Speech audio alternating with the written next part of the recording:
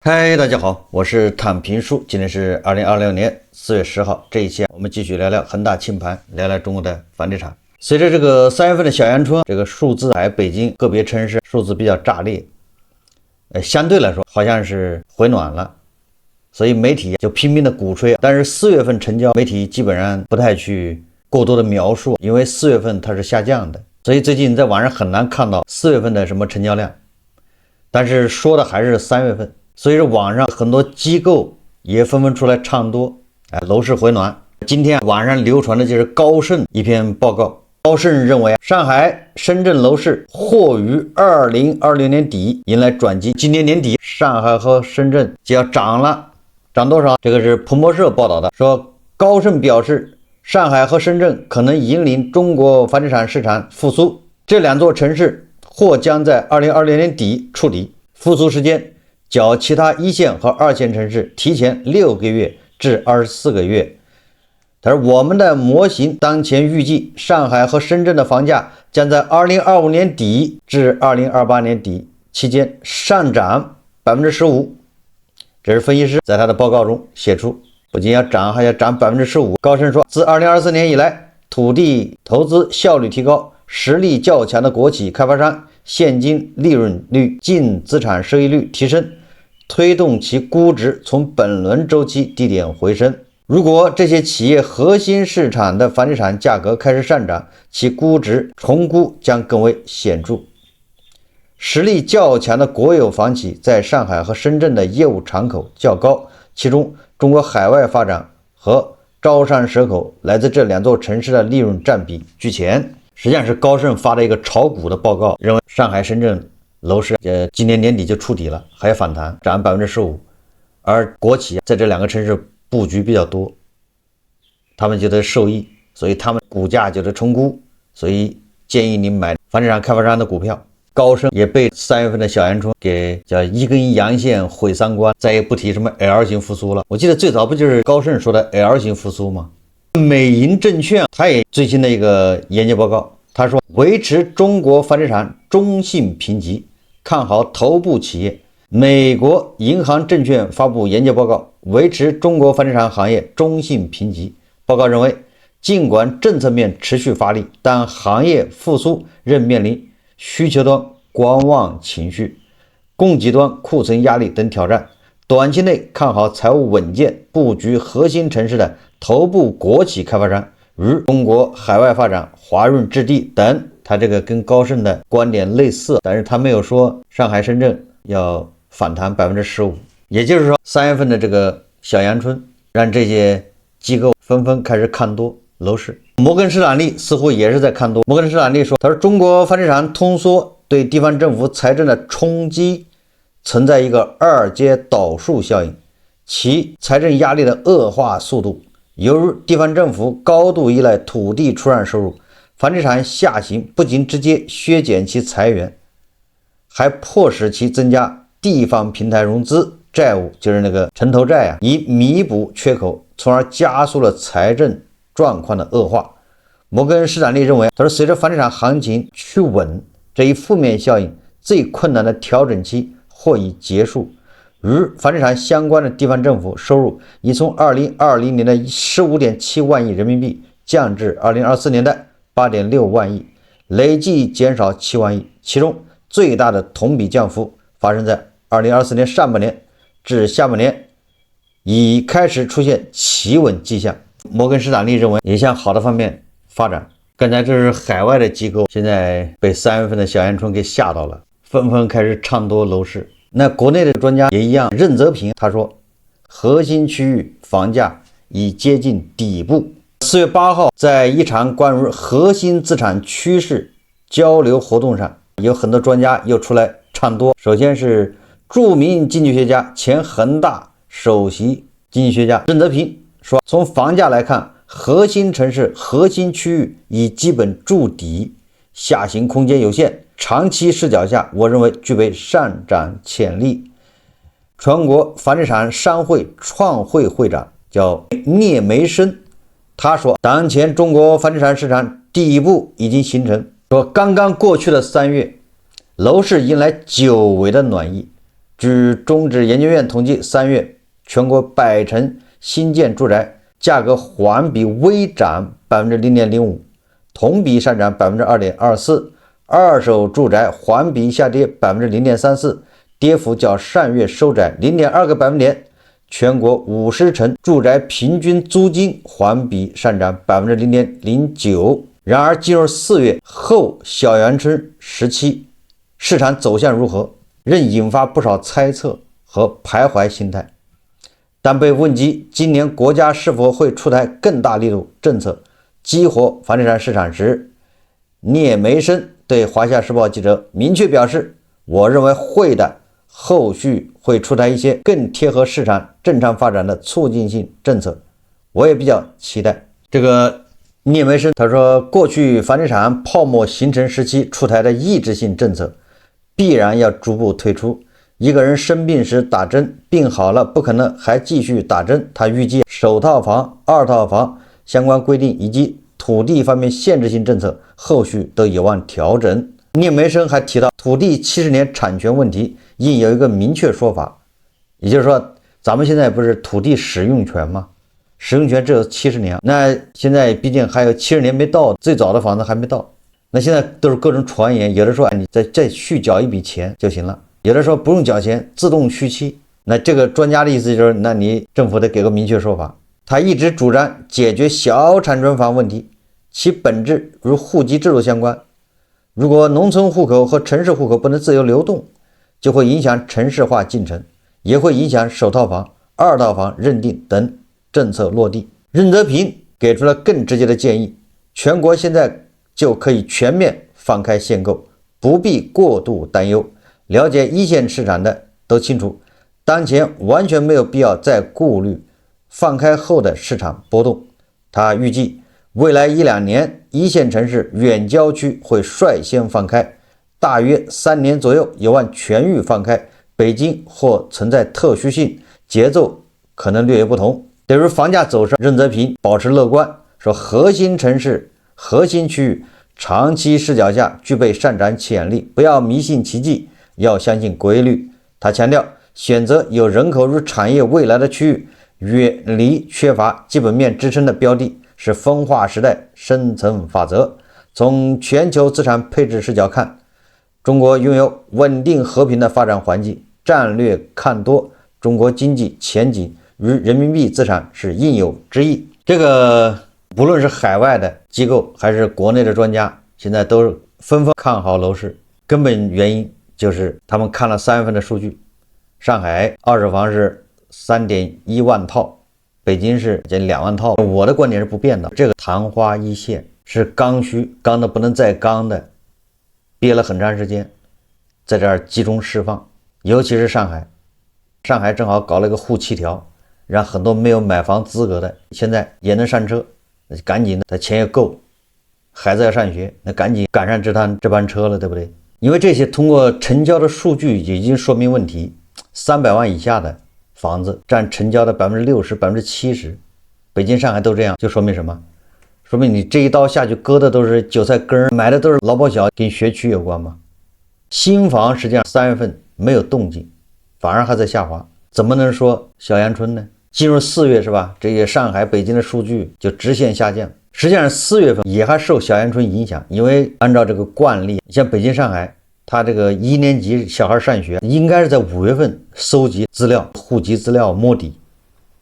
你的小孩要上學的時候，應該那個時候就要往教育部門交那些資料，那個時候應該在5月份。所以這麼算，你4月份買房動作快，你買了這個馬上就過戶，戶口一遷過來還能趕得上，所以4月份還有點影響，到了5月份就徹底沒有影響了。你到5月份買学区房來不及了。任澤平說的核心地段，實際上他這個叫正確的廢話。核心城市、核心地段，你跟韭菜沒關係。什麼優質資產，韭菜只能買300萬的。你說核心城市、核心地段，優質資產，怎麼可能是300萬呢？3000萬還差不多。那你這跟牛馬跟韭菜有什麼關係？所以說你這些東西即便企穩，你3000萬的這個房子企穩了，有什麼意義？它就是漲價的吧，有什麼意義？上海的那個豪宅30萬一平的那些新房，是不是每次一開盤都是日光秒光，而且價格還在漲，那你跟韭菜有什麼關係呢？所以說這些專家說的都是正確的廢話，你沒有辦法按照他說的去操作。你難道去貸款要去買30萬一平的房子嗎？你關鍵你資格也不夠，你到時候他要驗資，你得趴着至少1000萬、2000萬，對不對？至於海外機構高盛、摩根士丹利等等这些，他們一周出一次報告，他這個報告變來變去的，也僅能作為參考，也不能全怪他們，也畢竟都是一樣混飯吃，你要說的不好就可能被約談啊，在華的業務要進行整頓，所以他們也害怕呀。以上海為例，上海4月份現在1號到9號一共是6634套，這樣你這麼估算，大概4月份也就21000套，或者是22000套，大概就這麼個水平。你要考慮到前面4月前半個月還算多的，後半個月更少了，因為越往5月份，你学区房影響就越小，誰還到4月底才去買嘛？也就是4月初可能還高一點，4月往後會越來越少。所以這麼說，我估計上海4月份就是22000套。22000套，去年上海是多少套呢？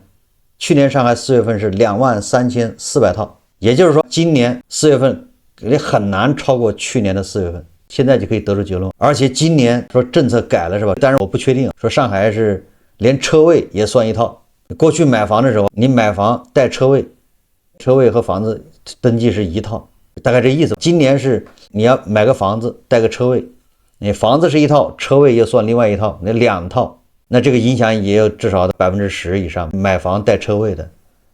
所以說你把這些因素一去掉之後，今年即便是上海，它這個小陽春也是要打個問號的。你其他城市就不要說了，你北京都不咋地，其他都是趕不上去年。北京樓市小陽春接近尾聲，清明假期已經過去，北京樓市的小陽春也隨着假期的結束接近了尾聲。最近2周存量房成交量下滑比較明顯，北京大中介假期3天的成交單日沒有超過500套。如此成交量的走勢，今年小陽春已經接近尾聲。同時我們再看中指研究院的報告，2026年1季度全國法拍房市场各類法拍房源累計掛牌22.5萬套，同比增加 3.5%。3月全國法拍房市場掛牌各類法拍房源數量是 8.7萬套，具體到3月份環比下降 13.8%，同比增長 8.9%， 跟去年比增長了將近 9%。最終成交拍品數量 1.5萬套，環比增長 17%， 同比增長 27.9%。各類法拍房源成交均價4885元每平米，平均折價率 76%， 就 7.6 折。什麼意思？你看第一季度法拍房增加了 3.5%， 法拍房還在增加，每一套法拍房后面都是一個心酸的故事，对不对？都是一個破產的家庭，你這個破產的家庭增加了 3.5%， 不就這意思嗎？這不是惡化了嗎？就這個你還小陽春，你房價還能漲？大家都知道房地產長期還要看人口，你人越來越少，房子越來越多，供大於求，房價只有下跌一條路。就像東北那房價怎麼漲？鶴崗的人都往外跑，鶴崗的房價怎麼漲？大量的房子是空着的，根本就賣不掉。那現在不光是東北有鶴崗，全國各地都有鶴崗這樣的城市，包括現在你說東北人口在減少，人口在外流，大家已經能接受了，習以為常。但是現在說中部幾個省人口也在急劇萎縮，他們的人口下降不僅是人口出生率在下降，他們人口还要虹吸，就被上海、深圳、浙江吸走了，所以中部這些省份人口也在快速下降。這就導致，那你說中部这些省份這房子它怎麼可能漲？哪有漲的可能？今天晚上有篇文章說，2年減少數百萬人，中部6省正在悄悄東北化。這些6個省的這些城市房價，你還指望它漲？很多人其實都注意到了，身邊商場沒人，街上空蕩蕩，生意一落千丈，好像不少人1-2年之間突然消失了一樣。很多人甚至懷疑目前的人口數據是不是真的？這也讓人想起了東北。扎心的是，現在很多省份可能正在走向東北化，只不過這一次人口消失重災區可能就在中部6省：湖南、安徽、江西、湖北、山西和河南。全國人口已經連續4年下降，26個地區公布了2025年常住人口數據，中部6省直接淪為重災區。湖南減少47萬，相當於一年少了一個縣的人，一般的一個縣就是50萬人，湖南就相當於已經少了一個縣，一年少一個縣，我的这速度得多快？湖南一共也就100個縣，估計就這個上下，這什麼概念？安徽減少43萬，全國排第7，江西減少28萬，全國排第5，湖北減少23萬，全國第7，山西減少22萬，全國第8。只如河南，雖然2025年數據還沒出，但參考2023年和2024年的趨勢，全國第1或第2的位置幾乎穩的，也就是河南人口下降更快，它本來就是人口大省，對吧？那跑得更多啊。那有人就說了，不就是少幾十萬人嗎？實際上錯了，早在2023年，中部6省就首次集體人口減少，合計少了133萬多。2024年稍微回暖，但仍減少94萬。到了2025年，僅5省公布的數字就少了161萬，加上河南，保守估計要減少200萬。2年時間，人口減量直接翻倍。你要這麼看，這就挺嚇人的。就僅僅2年，人口是下降是越來越快。更扎心的是，中部人口減少最猛的不是印象中的河南，而是湖南。說湖南人口已經連續5年減少，5年合計少了154万，相當於一個地級市的人口直接蒸發，出生人口下降和人口净流出形成雙重暴擊。中部這6個省，它主要一個人口出生率在下降，第二個，年輕人還在往外跑到深圳去了，跑到杭州、上海，這叫雙重打擊，實際上跟東北話。現在沒有一個人說東北的房價在漲，你就晚上媒體天天吹的，中介吹的，都沒有說東北的房價漲的，都沒有說吹東北的，就都沒有吹的價值了。而現在中部這些地方跟東北是一樣，中部6省，2025年湖南出生人口是31.5万，比2019年腰斬，死亡是60萬，自然減少28.7萬，再加上淨流出18.3萬，每年離開的人還在增加。這湖南人口就被抽乾了，那你說湖南的房價還怎麼漲？它大趨勢就是往下掉。那麼這些湖南人去哪兒了？答案幾乎只有一個，廣東。對，湖南人再去深圳，深圳好多都是湖南人。七普數據顯示，廣東有2962萬外來人口，每4個人裡面就有1個外地人，其中湖南人是512萬，僅次於廣西的693萬。你看看湖南人跑到廣東的就有500多萬，深圳1244萬外來人口裡，湖南人就有146萬，每10個外來人口就有1個湖南人。廣州938萬外來人口裡，湖南人佔比超過10%。江西、安徽、山西、河南也是同樣套路，安徽人去的最多的還是上海，河南人去的多的這就是杭州。當然了，其實其他地方也多，相比較而言，自然減少加净流出，整個中部6省除湖北外，幾乎人人自危。湖北是另類，因為湖北我記得前幾年不出台什麼生一個孩子獎勵多少嗎？就湖北的人口下降還稍微好點，出生率恐怕這個稍微高一點，加上这個什麼外流的人稍微少點，所以湖北還稍微能穩得住，能穩多長時間不一定。說到湖北，這裡是中部唯一一個還在淨流入的省份。2025年淨流入雖然只有 3.8 萬，但在一片負增長中已經獨樹一幟。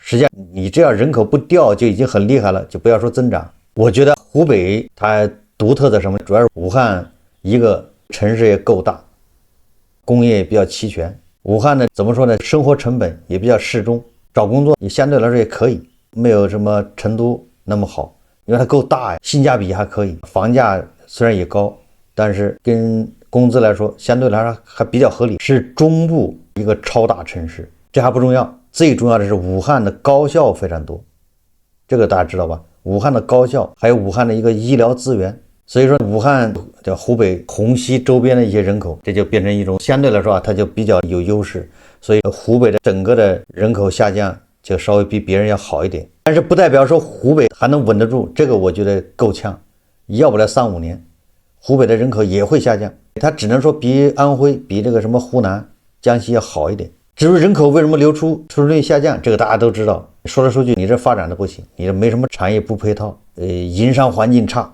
外資少，不就這些原因嗎？年輕人在這找不到工作，年輕人玩命的小镇做題家，考上大學他就不回来了，他去长三角、珠三角去了，去上海、去深圳了，去杭州。所以中部这6个省它就变成人才输出基地。还有一些打工的，对不对？你看很多安徽的打工的、阜陽的，他去了上海，在上海有的打得還不錯的，他就在上海待着買房了。有的跑到溫州，跑到什麼浙江也是的，在那賺點錢，就在那買房，就在那不回去了。你現在落戶也比較容易，帶着孩子在那兒上學了，誰還願意回到什麼阜陽？所以中部6省它就變成一個人才輸出這麼一個基地，留下的都是老年人口，老年人就在那兒待着。所以這些地方你指望房價漲，你這不是做夢嗎？也就是全國房價都要漲，這些地方也漲不了。所以說，也只有住的功能。你買房，你就掂量自己口袋消費，就是住，不要指望你買了房之後10年以後它會漲，10年以後它不跌就不錯了。就這些城市啊，都是鶴崗化。但是具體到安徽，它裡面也有分不同能級的城市。然後安徽裡面合肥就稍微好點，但你下面地級市那就更差，到縣城那就更差。所以不要指望什麼3線、4線城市房價還漲，這基本上中部6省都會鶴崗化，這個不是開玩笑的。你說發展地方經濟，什麼配套產業啊，發展完善的什麼供應鏈什麼一大堆的，那不是一日之功，不是嘴上說說就行的。所以年輕人得想辦法去長三角、珠三角，這是被迫。在中部這些城市，它的活力就越來越下降，越來越沒有活力。今天我在網上看了一篇文章，自媒體文章，他說這文章標題很有意思，他說我就是那個在2019年9月高房價、高貸款利率5.88%背上2個房貸的大冤種，但我不後悔。你看這人很有意思啊，2019年房價最高的時候，按揭貸款利息也是最高的時候，5.88%，他居然買2套房貸款的，這絕對是高槓桿。但是他說我不後悔，為什麼？你看他說2019年9月我在售樓部簽了購房合同，10月份開始還房貸的，那時候房貸利率5.88%，房價也差不多就是最高位置了。並且買房幾個月後就遇到了口罩事件，工資腰斬，還款能力大幅降低。到現在也是，他說我老公壓力大的時候總是念叨，要是當初不買這第2套房子，手裡大概會有多少存款了之類的。但是我覺得他的假設不成立，我不後悔，因為我自己當時的認知，不買房錢也是留不下來的。這個說的才叫實情。你很多人，你就是回到2019年、2021年，你不買房，你手上錢，你以為你能保得住嗎？他說，其實早在2019年3月，我們就在廣城區南三環附近交了首付，定下了一套房子，簽了協議，沒簽合同。買房前首付款60萬全部在 P2P 裡，因為要買房，全部提前贖回了，塞翁失馬焉知禍福，就不然2019年3月19日以團貸網為開始的 P2P 集體暴雷，這60萬首付款至少2/3要打了水漂。現在想想就後怕。說2019年7月，他說我在鄭州高新區工作，又看上了高新區的房子，所以果斷把廣城區的房子退了。當時房子還處於賣房鼎盛時期，根本不愁賣不出去，所以售樓部爽快的退了全部的錢，沒有扣任何費用。這個大家知道吧？房地產火的時候，房價漲的時候，你要說退房，開發商很高興，巴不得你退。開發商因為那房價漲了，他給你退20萬，他轉手一賣，對吧？翻了1倍了，開發商願意你退。現在不行了，所以這個人他把房子退掉，而且還沒有任何損失。又幸運的是，幸虧退掉這個房子，後來這個房子爛尾了，到2020年還沒處於封頂狀態，一直沒交房。而我在高新區買的這套2022年順利交房了。還有我老公，他說當時他工資極低，如果不是房貸的壓力，追求安穩的他也不會跳槽，對公司也不滿，手裡有錢，說不定頭腦一熱創業了，或者在家躺平了，坐吃山空，這買房的首付款也是沒有了。這期間我老公他弟弟深陷債務危機，沒買房，說不定也拿來支援他了。當時借給他的5萬塊錢到現在還沒還，更別說借給他更多了。他說，所以現在回想起來，當時的認知有1萬種方式收割我們，所以對我們來說，買房說不定還是比較穩妥的選擇。他說至少現在2套房位置還可以，一套自住，一套出租了。他說如果我没買現在高新区的第2套房，那麼我的錢也可能在 P2P 裡爆雷，也可能買了爛尾房，也可能創業或者躺平花完了，又或者借出去了，有借无還，所以也没啥後悔的。當時的認知就是那樣。他說作為普通人的我，手裡的那點錢有100種方式會被人收割走，所以說這就是認知。所以咱們經常說，你现在有的人说我现在把房賣了，趁高價賣，那你要想象一下，如果你沒有貸款，你把房子賣了，那錢你準備幹啥？炒股嗎？買黃金嗎？還是存定期？你又會遇到這個問題。完了之後你一賣房，手上有錢了，好，七大姑八大姨同學保不齊要跟你借錢，因為现在大家都難，你能不借嗎？天天來找你，是不是？借吧就是有去无回，說不定還變成仇人了，不借也變成仇人。